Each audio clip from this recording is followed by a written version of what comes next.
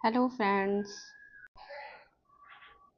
My name is Mamta and मैं आगे का जो यूपी स्पेशल का टेस्ट सीरीज है वो सॉल्व कराने वाली हूँ on the behalf of Rajesh sir.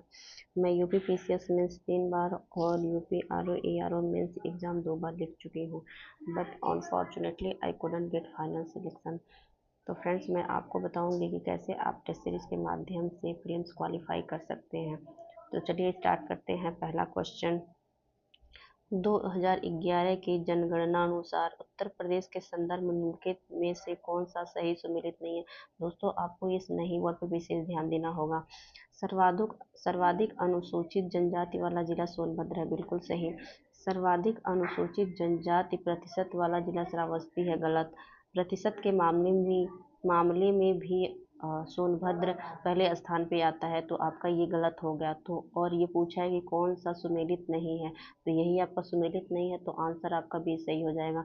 आगे का भी क्वेश्चन देख लेते हैं। सबसे कम अनुसूचित जनजाति वाला जिला बागपत है, बिल्कुल सही। कुल जनसंख्या में अनुसूचित जनजाति का प्रतिशत 0.47% है।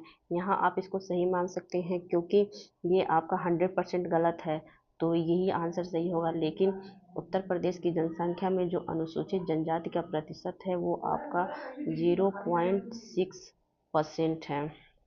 तो चलिए दोस्तों, नेक्स्ट क्वेश्चन स्टार्ट करते हैं।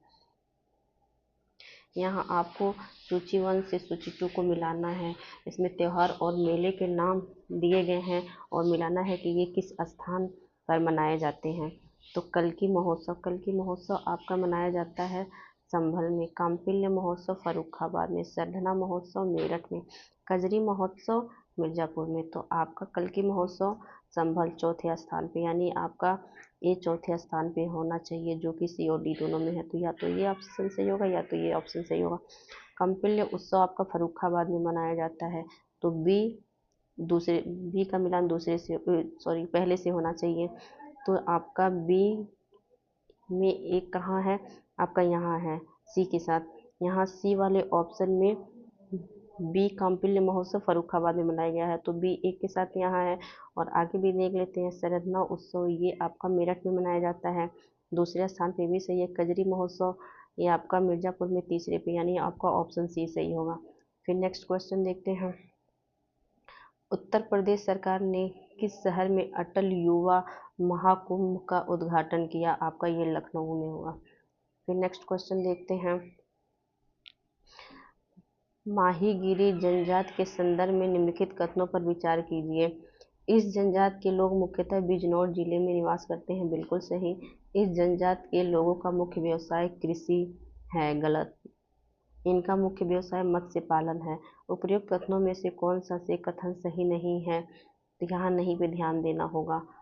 और क्योंकि आरओ एआरओ मेंस एग्ज़ाम 2021 में मैंने इस नहीं पे ध्यान नहीं दिया और मेरा 2 क्वेश्चन बहुत इजी क्वेश्चन गलत हो गया, जिसकी वजह से मैं फाइनल सिलेक्शन नहीं कर पाई। 2 क्वेश्चन से ही मेरा सिलेक्शन नहीं हुआ था। ये 2 क्वेश्चन भी गलत हुआ और ऊपर से माइनस भी लेके गया, तो फिर बाद में पछतावा के सिवा कुछ नहीं रह जाता है। इसलिए आपको इस नहीं वर्ड पे विशेष ध्यान देना होगा। तो इसमें पूछा है कि कौन सा कथन सही नहीं है, तो आपका दूसरा सही नहीं है, तो यहाँ पे केवल 2 सही ऑप्शन होगा। फिर नेक्स्ट क्वेश्चन देखते हैं। उत्तर प्रदेश की निम्नलिखित योजनाओं पर विचार कीजिए तथा इन्हें सही कालानुक्रम में व्यवस्थित कीजिए। राज्य दुग्ध परिषद, इसकी स्थापना हुई थी आपकी 1976 में। पूर्वी यमुना नहर आपका ये हुआ था 1830 में। किसान वही योजना ये आपका आया था 1992 में। किसान मित्र योजना ये आपका आया था 2001 में। तो फिर आप ऐसे मिलान कर लीजिए, तो आपका पहले स्थान पे आएगा दूसरा, इसमें भी दूसरा, इसमें भी दूसरा। फिर दूसरे स्थान पे आएगा आपका 1976 1 वाला, तो आपका ये डी ऑप्शन सही होगा। डी ऑप्शन सही होगा। चलिए नेक्स्ट क्वेश्चन देखते हैं। आपका निम्नलिखित कथनों पर विचार कीजिए। Status of leopard in India 2022 report के अनुसार उत्तर प्रदेश में तेंदुओं की संख्या 400 है, बिल्कुल गलत। ये आपका 371 है। उत्तर प्रदेश में गैंडा तराई क्षेत्र में पाया जाता है, बिल्कुल सही। उत्तर प्रदेश में कुकरेल वन लखनऊ के समीप स्थित है, बिल्कुल सही। दोस्तों, कुकरेल वन में जो डिस्टिंक्ट प्रजातियां उनके प्रिजर्वेशन के लिए प्रजनन केंद्र बनाए गए हैं, जिसकी वजह से ये कुकरेल वन बहुत ही फेमस है। तो आपका ये उपयुक्त में से कितने कथन सही हैं? तो आपके 2 कथन सही हैं, केवल 2। फिर नेक्स्ट क्वेश्चन देखते हैं। इसरो के किस मिशन द्वारा अंतरिक्ष में लोबिया के बीजों का सफलतापूर्वक अंकुरण किया गया था? पादप वृद्धि मॉड्यूल, गलत। कक्षीय पादप अध्ययन हेतु सघन अनुसंधान मॉड्यूल, ये आपका सही है। फिर आगे का ऑप्शन देखने की जरूरत नहीं है, ये आपका ऑप्शन बी सही हो गया। फिर नेक्स्ट क्वेश्चन देखते हैं। निम्नलिखित कथनों पर विचार कीजिए। उत्तर प्रदेश की प्रथम वन नीति वर्ष 1955 में घोषित की गई थी, गलत। पहली वन नीति आपकी 1952 में घोषित की गई थी। वर्तमान में उत्तर प्रदेश में राज्य वन नीति 2017 लागू कर दी गई है, बिल्कुल सही। उपयुक्त कथनों में से कौन सा से कथन सही है? तो आपका केवल 2 सही है, ऑप्शन बी सही होगा। फिर नेक्स्ट क्वेश्चन देखते हैं आपको। निम्नलिखित कथनों में से कौन सा कथन सही है? बदन सिंह तथा सूरजमल के द्वारा मथुरा को भरतपुर राज्य की राजधानी घोषित किया गया। फ्रेंड्स, औरंगजेब के शासनकाल में बहुत सारे विद्रोह हुए, जिसमें से ये बदन सिंह और सूरजमल का विद्रोह काफ़ी फेमस है, ये बिल्कुल सही है। नवाब आसफउद्दौला के द्वारा अवध की राजधानी फैजाबाद से लखनऊ स्थानांतरित की गई, बिल्कुल सही। सामोगढ़ का युद्ध दारा शिकोह और औरंगजेब तथा मुराद बख्श की संयुक्त सेनाओं के मध्य हुआ था। शाहजहां की मृत्यु के बाद उनके 4 पुत्रों औरंगजेब, दारा शिकोह, मुराद बख्श और शाह शुजा के मध्य उत्तराधिकार का युद्ध हुआ, जिसे वार ऑफ सक्सेशन के नाम से भी जाना जाता है, ये भी बिल्कुल सही है। तो ये आपके तीनों ऑप्शन सही हुए, तो आपका ऑप्शन सही हुआ उपयुक्त सही। फिर नेक्स्ट क्वेश्चन देखते हैं। निम्नलिखित में से किस स्थल शहर को सिराज ए हिंद के नाम से जाना जाता है? तो जौनपुर को जाना जाता है। जौनपुर की स्थापना फिरोज शाह तुगलक ने 1359 में अपने बड़े भाई जौना खां की स्मृति में स्थापित किया था। फिर नेक्स्ट क्वेश्चन देखते हैं। निम्नलिखित घटनाओं पर विचार कीजिए तथा इन्हें सही कालानुक्रम में व्यवस्थित कीजिए, सबसे पहले से प्रारंभ करते हुए आखिरी गतिविधि तक। कुतुबुद्दीन ऐबक के द्वारा चंदेल शासक परमार्दी को कालिंजर में पराजित किया गया, ये आपका हुआ था 1202 में। महमूद गजनवी का कालिंजर पर आक्रमण, ये हुआ था आपका 1023 में। कुतुबुद्दीन ऐबक के द्वारा कोयल पर अधिकार स्थापित किया गया था, ये आपका हुआ था 1192 में। बारूद विस्फोट से शेरशाह सूरी की मृत्यु हुई थी, आपका ये 1545 में। तो आपका पहले नंबर पे आएगा महमूद गजनवी का कालिंजर पर आक्रमण 1023 में, तो ये आपका दूसरा पहले स्थान पे आ जाएगा, या तो ये। दूसरे नंबर पे आपका आएगा कुतुबुद्दीन ऐबक के द्वारा कोयल पे अधिकार 1192 में, तो आपका दूसरे नंबर पे तीसरा होगा, ये यानी सही होगा, ये गलत हो जाएगा। फिर तीसरे नंबर पे आ जाएगा कुतुबुद्दीन ऐबक के द्वारा चंदेल शासक परमारदेव को कालिंजर में पराजित किया, ये 1202 में, ये आपका पहले। फिर बारूद विस्फोट में शेरशाह सूरी की मृत्यु, जिसमें शेरशाह सूरी कालिंजर अभियान के दौरान बारूद कालिंजर किले पे फेंकता है और वो बारूद कालिंजर किले से टकराकर उसके ऊपर आ गिरती है, जिससे उसकी मृत्यु हो जाती है। तो कालिंजर अभियान शेरशाह सूरी का अंतिम अभियान था, तो आपका ऑप्शन सही हो जाएगा सी। नेक्स्ट क्वेश्चन देखते हैं। निम्नलिखित कथनों पर विचार कीजिए। आगरा में स्थित मोती मस्जिद का निर्माण शाहजहां के द्वारा करवाया गया था, यहाँ आपको विशेष ध्यान देने की ज़रूरत है। मोती मस्जिद 2 जगह मोती मस्जिद है, एक आपका दिल्ली में है, एक आपका आगरा में है। जो आगरा में लाल किला है उसका निर्माण अकबर ने करवाया था। जो आगरे के लाल किले में जो मोती मस्जिद है उसका निर्माण शाहजहां ने करवाया है। लेकिन जो दिल्ली के लाल किले में मोती मस्जिद है, दिल्ली का जो लाल किला है वो शाहजहां ने बनवाया है, और दिल्ली के जो लाल किले में है मोती मस्जिद उसका निर्माण औरंगजेब ने करवाया है। तो यहाँ पे आगरा की मोती मस्जिद के बारे में पूछा गया है, तो इसका निर्माण शाहजहां ने करवाया है, बिल्कुल सही है। सुल्तान जलालुद्दीन खिलजी के समय कड़ा का सूबेदार अलाउद्दीन खिलजी था, बिल्कुल सही। तो यहाँ आपके दोनों ऑप्शन सही हैं। उपर्युक्त कथनों में से कौन सा से कथन सही नहीं है, यहाँ पे नहीं पूछा है और दोनों ऑप्शन सही हैं, तो आपका न तो 1 न ही 2, ये ऑप्शन सही हो जाएगा। फिर नेक्स्ट क्वेश्चन देखते हैं।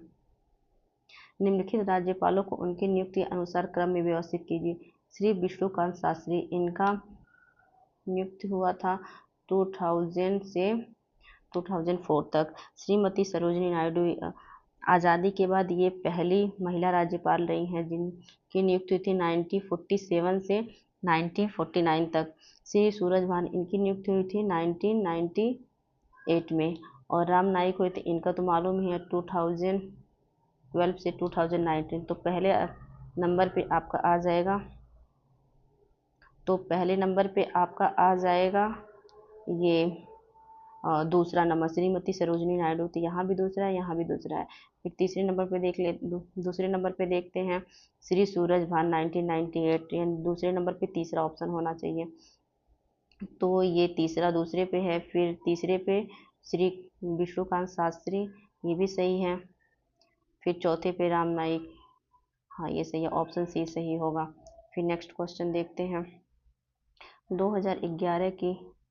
2011 की जनगणना के अनुसार निम्नलिखित कथनों में से कौन सा कथन सही नहीं है। उत्तर प्रदेश में पुरुषों की साक्षरता दर 77.28 है, बिल्कुल सही। उत्तर प्रदेश की साक्षरता दर 67.68% थी, बिल्कुल सही। उत्तर प्रदेश का घनत्व 829 व्यक्ति प्रति वर्ग किलोमीटर था, बिल्कुल सही। महिलाओं की साक्षरता दर 56.78% थी, गलत। उत्तर प्रदेश का जो साक्षरता दर है वो 67% है। इसमें 10% जोड़ दीजिए तो 77% ये पुरुषों का हो जाता है, और 10% घटा दीजिए तो 57% महिलाओं का हो जाता है। तो महिलाओं की जो साक्षरता दर है वो 57.18% है। तो उस हिसाब से ये ऑप्शन गलत होगा, क्योंकि यहाँ 56 दे दिया है। तो और पूछा है कि कौन सा ऑप्शन सही नहीं है, तो यही सही नहीं है। फिर नेक्स्ट क्वेश्चन देखते हैं। 2011 की जनगणना के अनुसार उत्तर प्रदेश के निम्नलिखित जिलों को उनकी जनसंख्या के अनुसार घटते क्रम में व्यवस्थित कीजिए। तो पहले स्थान पे आता है आपका प्रयागराज, सबसे ज़्यादा जनसंख्या है। दूसरे स्थान पे आता है आपका मुरादाबाद। तीसरे स्थान पे आता है गाजियाबाद। चौथे स्थान पे आता है आजमगढ़। आपका ऑप्शन हो जाएगा, पहले स्थान पे दूसरा प्रयागराज, फिर मुरादाबाद, तीसरा फिर आपका ये हो जाएगा गाजियाबाद। आपका ऑप्शन सी सही हो जाएगा। फिर नेक्स्ट क्वेश्चन देखते हैं। भारत के निम्नलिखित राज्यों को क्षेत्रफल के अनुसार अवरोही क्रम में व्यवस्थित कीजिए, अर्थात बड़े से छोटे क्रम में आइए। तो सबसे बड़ा राज्य आपका हो जाएगा राजस्थान, पहले स्थान पे। दूसरे स्थान पे आ जाता है महाराष्ट्र। फिर तीसरे स्थान पे आता है एमपी, लेकिन यहाँ पे एमपी दिया नहीं है। फिर चौथे स्थान पे आता है आपका उत्तर प्रदेश। फिर आपका लास्ट में आ जाएगा गुजरात। तो आपका ऑप्शन हो जाएगा, सबसे पहले आएगा आपका राजस्थान दूसरा, फिर दूसरे स्थान पे आएगा महाराष्ट्र तीसरा, फिर एक यानी ऑप्शन आपका सी हो जाएगा। लेकिन अगर यही पूछता कि क्षेत्रफल के मामले में उत्तर प्रदेश का भारत में कौन सा स्थान होता है, चौथा होगा। यहाँ भले ही उत्तर प्रदेश का स्थान तीसरा है क्योंकि एमपी मिसिंग है, लेकिन ऐसे उत्तर प्रदेश का क्षेत्रफल के अनुसार जो स्थान है वो चौथा स्थान है भारत में। फिर नेक्स्ट क्वेश्चन देखते हैं। यहाँ पे आपका मिलान का क्वेश्चन दिया है, सूची 1 को सूची 2 से मिलाना है। जलोढ़ अपर्दन, फ्रेंड्स हम जानते हैं कि हमारा जो तराई एरिया है वो जलोढ़ मृदा का है। तो जलोढ़ मृदा कैसे बनता है, जो हिमालय से नदियाँ आती हैं अपने साथ अपर्दन करती हुई मिट्टी गाद सब लेकर आती हैं, और जो नीचे का जो तराई भाबर एरिया है उसमें पाट देती हैं। तो जाहिर सी बात है जो जलोढ़ अपर्दन होगा वो हिमालयी क्षेत्र में होगा, क्योंकि नदियाँ हिमालय से आएंगी तो उसको मलबों को लेती आएंगी। तो वह उत्तरी उत्तर प्रदेश, हिमालय का तराई प्रदेश। तो ये आपका जलोढ़ अपर्दन दूसरे में हो जाएगा। परत अपर्दन में जो मृदा का ऊपरी परत होती है उसको नदियाँ या फिर पवन जो अपर्दन के कारक होते हैं वो उड़ा ले जाते हैं। तो परत अपर्दन जाहिर सी बात है, जहाँ बाढ़ आता है, बाढ़ के साथ जो पानी रहता है वो क्या करता है, मिट्टी की जो ऊपरी परत है उसको दहलाकर जो नीचे के खाली स्थान होते हैं वहाँ पे पाट देता है। तो जो परत अपरदन होगा वो जाहिर सी बात है जहाँ बाढ़ ज़्यादा आता होगा वहाँ होगा। तो पूर्वी और उत्तरी प्रदेश उत्तरी उत्तर प्रदेश में होता है परत अपरदन। और जो रील अपरदन होता है वो नहर के समान पतली पतली जो नदियाँ होती हैं वो करती हैं, तो छोटी छोटी। तो ये रील अपरदन आपका हो जाएगा दक्षिणी उत्तर प्रदेश यानी बुंदेलखंड एरिया में। अवनलिका अपरदन आपका हो जाएगा पश्चिमी उत्तर प्रदेश मुख्यतः इटावा जिला में। अवनलिका अपरदन अर्थात बीहड़ बनाने के लिए चंबल नदी फेमस है। और चंबल नदी एमपी से निकलती है तथा राजस्थान होते हुए उत्तर प्रदेश के इटावा में मिल जाती है। तो ये आपका बी अवनलिका अपरदन करती है और मुख्यतः इटावा जिले में होता है। तो आपका जो ऑप्शन हो जाएगा वो ऑप्शन हो जाएगा जलोढ़ अपरदन। ये आपका हो जाएगा, इससे मिल जाएगा उत्तरी उत्तर प्रदेश हिमालय के एरिया। तो ए का आपका 2 हो जाएगा। तो यहाँ पे फ्रेंड्स हम एक ही मिलान से ये अपना आंसर पा सकते हैं। तो ऑप्शन सी आंसर हो जाएगा। फिर नेक्स्ट क्वेश्चन देखते हैं 68। निम्नलिखित कथनों पर विचार कीजिए। उत्तर प्रदेश में द्विसदनी विधायिका है, बिल्कुल सही। उत्तर प्रदेश में द्विसदनी विधायिका है। एक है विधानसभा जिसमें टोटल 403 सीट है। एक है विधान परिषद जिसमें टोटल 100 सीट है। तो ये आपका द्विसदनी विधायिका बिल्कुल सही है। 1950 को संयुक्त प्रांत का नाम बदलकर उत्तर प्रदेश कर दिया गया, बिल्कुल सही। आज़ादी के बाद उत्तर प्रदेश पहला राज्य बना जिसने अपने नाम में परिवर्तन किया। उसके बाद मद्रास मैसूर भी अपना नाम बदल लिए।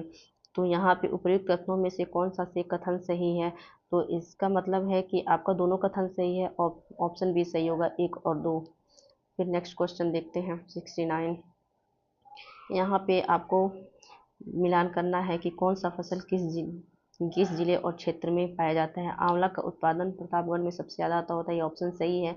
लीची मुख्यतः सहारनपुर और मेरठ में उत्पादित किया जाता है, लेकिन लीची का उत्पादन वाराणसी में भी होता है, तो ये भी ऑप्शन सही है। संतरे का उत्पादन मुख्यतः सहारनपुर और बुंदेलखंड एरिया में किया जाता है, लेकिन इसमें उन्नाव और लखनऊ दिया है जो कि बिल्कुल गलत है। तो आप देख लेते हैं उपयुक्त युग्म में से कौन सा से कथन सही सुमेलित है। तो आपका पहला और दूसरा सही है, तो ऑप्शन सी सही हो जाएगा। फिर नेक्स्ट क्वेश्चन देखते हैं।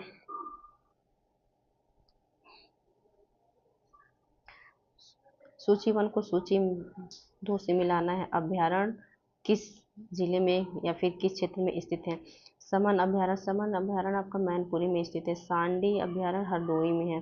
सरसई नावर झील आपका इटावा में है। सुर सरोवर झील आगरा में है। तो एक आपका हो जाएगा, एक का हो जाएगा आपका 2।